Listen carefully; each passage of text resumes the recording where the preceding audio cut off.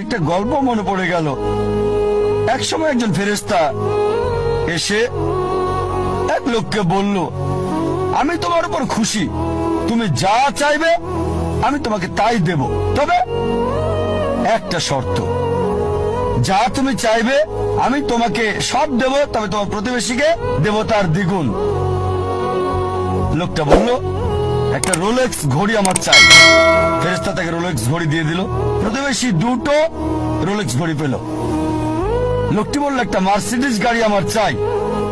ফেরেশতা তাকে মার্সিডিজ গাড়ি দিল। প্রতিবেশীকে দুটো মার্সিডিজ দিল। লোকটি বলল, একটা সুন্দর বড় বাংলো চাই। ফেরেশতা তাকে সুন্দর বড় বাংলো দিল। তার প্রতিবেশীকে দেওয়া হলো দুটো সুন্দর বড় বাংলো।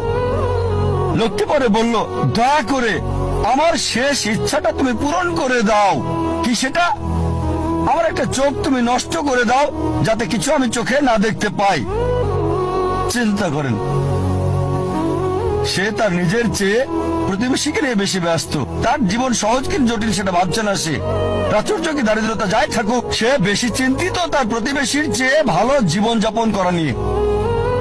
এ কারণে সে ফেরেশতাকে বলল, আমার একটা চোখ নষ্ট করে দাও, যাতে প্রতিবেশীর দুটো চোখই নষ্ট হয়ে যায়। এভাবে আমরা প্রতিবেশী কেন্দ্রিক।